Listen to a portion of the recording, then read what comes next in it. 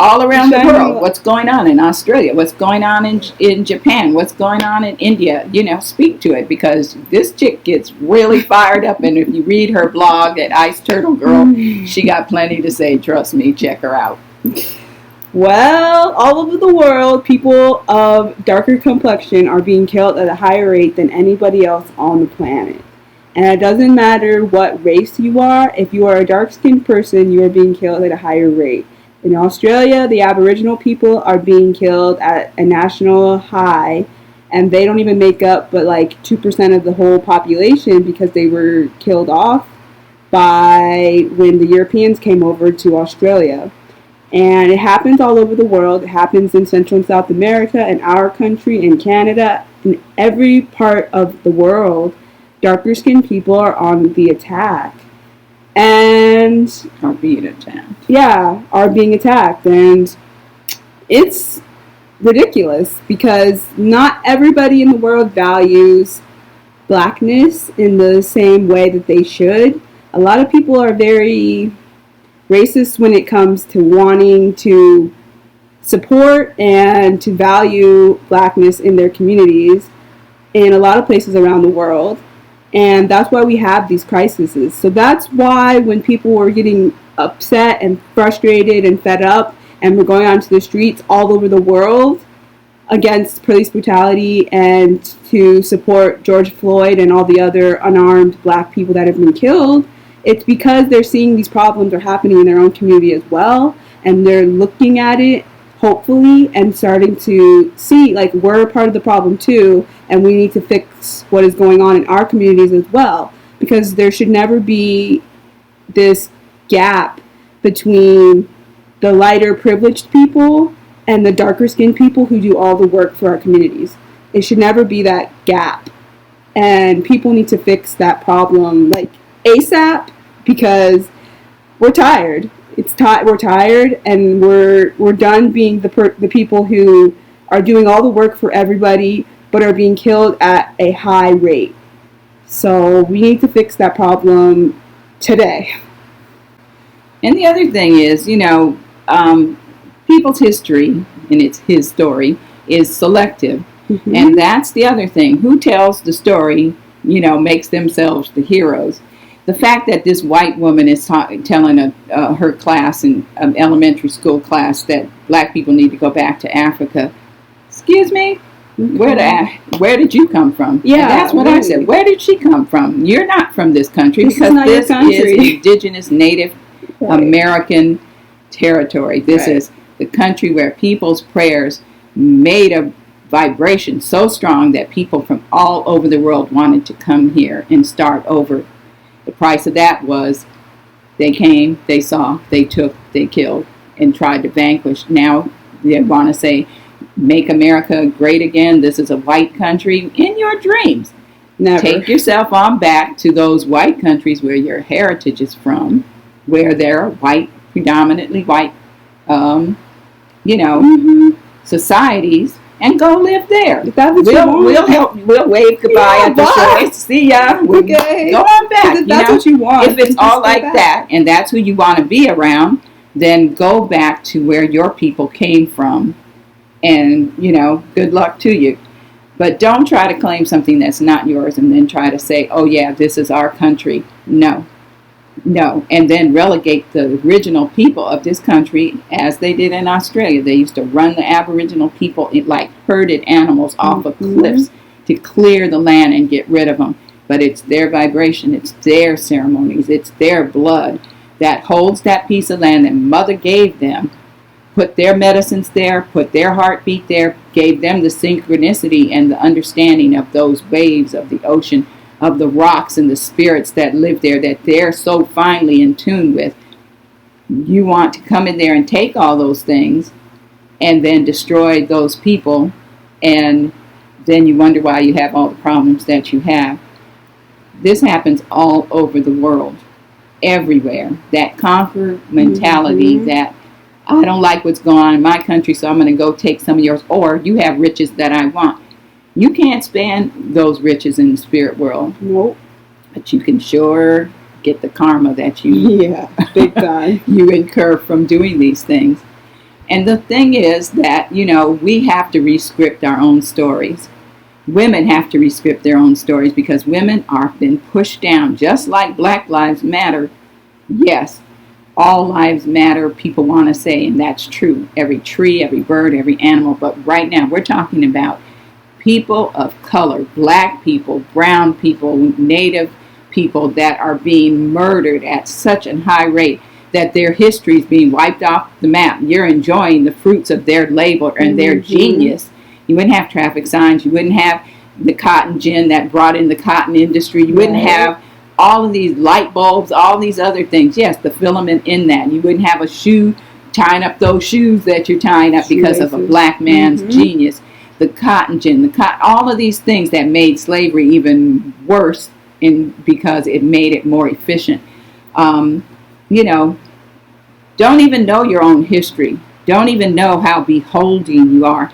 Being racist about some things and then going to rip off Taco Bell, which supports this craziness and people that think like that. But you're taking somebody else's cultural foods, their way of eating, twisting it and jerking it all out of all context and making this awful fast food, unhealthy stuff that people binge on. But you're still taking somebody else's cultural things and then using it to make money and then spitting on them. The farm workers, the people in the fields that are doing all this harvesting, you kick them out. Now the crops went to rot because you had nobody, but then you don't treat them as decent human beings while they're doing this labor for hardly anything. You take their children and you put their children in cages and lock them up, rape them, steal their organs, all of these things. And then traffic them. And then say, that's terrible. That's terrible. When's God going to do something about it? When are you going to do something about it? If those were white kids in those cages, I don't know if anybody's seen, what was that movie with Samuel Jackson and the little girl gets raped by those Klansmen or whatever. And at the end, and it's got Matthew McConaughey, and at the end of the thing, the key punchline was when he's talking to this all-white jury trying to get justice for her, and they had her on the stand, and she told what had happened to her and how she had been raped by these people and beat up and left to die on the side of the road. And he said, now close your eyes and imagine that was a white child, which stunned the jury, but made them think. Even that racist judge had to stop and think, what if that was a white child, which turned the tide, but it shouldn't have to come to that. But what if? What if somebody came and took all these white children that came from Europe and put them in a cage? There would be such an outrage over that. Can't happen. So I'm not trying to be, I'm trying to bring knowledge, and I want to bring hope that this wake-up call, where people of every race, ethnicity, religious persuasion, gender persuasion are in the streets, and they're saying enough, no more. This has got to continue, though. It's got to go to the voting thing, and then when you vote in the next group of people, if they're not doing what you need them to do, if the laws don't change, if the behavior doesn't change, don't wait 4 years to boot them out. You get them out right away, and you vet these people before they can take office. And you young people need to step up. You need to be running for office. Those that are like-minded, like spirit. Not everybody looks like you is for you. Know that too, but we have more people that are in the light, that are working for the higher purpose, that are taking this COVID and this, which more people of color all over the world are dying from, than other people. And now you got all of this where, the native prophecies speak of this time, and they talk about how the truth will out, that now we're in a time of truth, and that no matter if it's a personal truth or whatever, you're not going to be able to bury anything anymore. Everything is going to be exposed and brought to light, and people are going to have to look at it, they're going to have to deal with it and make some changes. So I am, for fun, pulling some cards, and let's see what they say. So the first one that I pulled was the life force.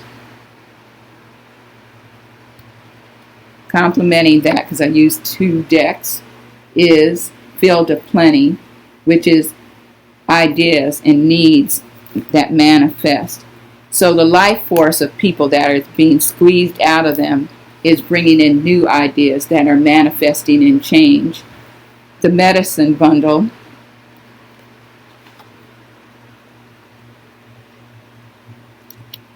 and the air, which is this particular card, negative thinking.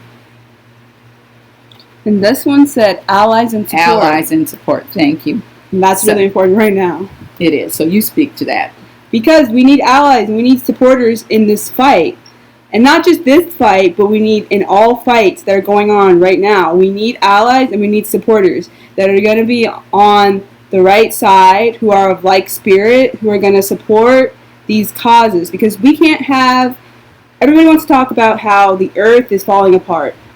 She can take care of herself, but we have to take care of us. If we don't get us together, we cannot save anybody's earth. So, if we don't figure this out as allies, as supporters of each community that is going through these things, we cannot have... Changes. Yes, and changes. We cannot have a healthy earth at all. Right. And so this is the other card that went along with the medicine bundle, the allies and support. It's getting rid of that negative thinking that we are oppressed and downtrodden and things are so horrible and we can't do anything about it. We can, because we do have the allies and the supporters in the physical, but we also have them in the spirit world. Mm-hmm. We have ancestors, we have spirit guides, we have the earth, we have all sorts of energies that are helping us to get through this. So think about it. Contemplation. Think about what you're doing. Don't just be reactive, be proactive, but be mindfully proactive. Yes. Sit with it. See what needs to happen and go from there, because the victory is ours. We see that all over the world. Victory is definitely ours. Father of Fire brings in the drum, the rhythm, and the internal timing, which means that, yeah, we're fired up. And the drum beat has been called. Mm-hmm. And we're all getting into sync. That rhythm and that internal timing of coming together now at this time with this anger, but being in a place of solidarity and proaction, which draws on our inner strength of all of us. We draw the lightning. The thunder beams show it. We draw it. And the lightning is out there. The lightning is quickening things because we are stepping up and it is going into purification. We are purifying all of this energy that is so negative and horrific and turning it into a positive.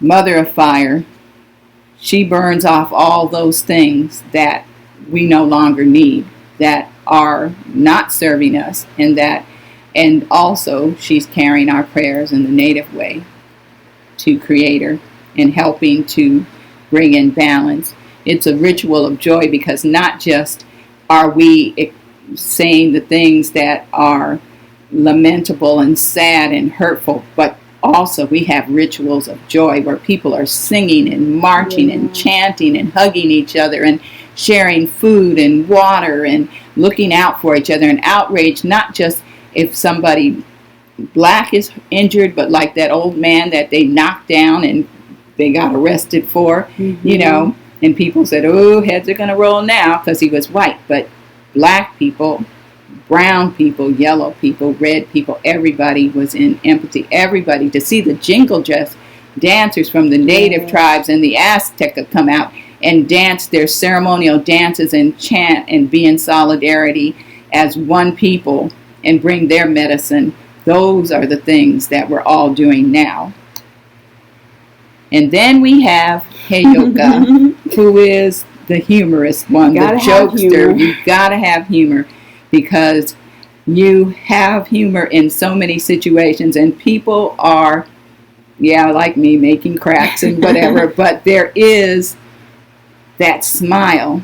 There is not humor about the, of course, disgusting things that are happening, but, we find humorous situations and joy. I think it's not so much humor as it is with all the sorrow. The opposite of that is joy and laughter. Yeah. And when you see these things and see these people come out, and these little children that are out there like in your face telling you like it is, and you can't help but smile. And when you see all of the people out there doing the things that they're doing and holding that space together, you can't help but smile. And that brings hope. And with hope gives that renewed vigor to keep this thing moving, to keep on track and know that Mother got you, Spirit's got you. Keep those prayers up. Keep your protection around you. You know, we watched this when we were at Standing Rock. Yeah. Same thing, you know. Mm-hmm. And it just was, you know, what was not just what was happening that was so profound in the camp. That was, you know, the voice of Winnie McChoney was, you know, a 2-year-old came up with the slogan. Yeah. Those little ones, oh my gosh, you know. But we need to just be knowing that we are in divine order, that this is prophecy from so many native tribes. And I say, you know, yeah, let's call out the names and call out, and those that don't have frontline people's names or where your people have been killed, raise their voices, raise their names anyway, say them amongst your family and your community, uplift their voices and their spirit, and we thank them as well. And we thank those of their Native American, indigenous tribes all over the world, of peoples that no longer are on this planet, that their names are remembered through rivers, through street signs that people got the nerve to name these signs after it, all of this. And these tribes physically no longer exist in this country. But we keep uplifting them, and we keep saying their name. Say their name, say their name. Muna, you said, bless you with the Sandra Bland song. Say my name, because that is what we need to do. And say the name of yourself and put protection around you. Say the name of your ancestors and your friends and your family, and just uplift everybody and be in prayer, yes, and be thankful, yes, that you're in a time that you asked to come to be in, and that you're stepping up on the right side, that the energy is rolling. And this is the thing, when people put energy into something, it builds that vibration. We know that. It's like a tidal wave. The more energy that goes to it, the bigger those waves get, and they come at you and come at you. So we're putting the force of spirit, of healing, of justice, of enough, that now things are going to, that momentum of everybody on the street that are watching at home, that are in heart sympathy with this, that are willing to not just be in lip service and say, oh yeah, we're with you, while they're killing other people in other countries and taking their countries and their, you know, culture. All of these kids and all of these things, you know, this is your time to step up. You got a whole lot of, you know, there's a comedian from India, right? Yes. Who has been He's calling, Indian Muslim, I think. Yeah, and he's calling out everybody on the planet. Yeah, you get out there and you march, but at home, while you're sitting there watching it and saying, what are you doing to your own people? What are they doing to the Dalits? What are you doing? This one's fired up about that. But also, I'm saying, those that take from black culture, time to give back. Be something, what is it? What? Be the change you want to see in the world? Well, be the change you want to see in the world, but I'm just saying, you know, people that take from black culture, that want to do hip-hop, and they want to do rap, and they want to dance like black people, and they want to, but they don't want to be black people, because they don't want the other part that comes with it. Yep. And they're making millions of dollars imitating black culture. Donate your money.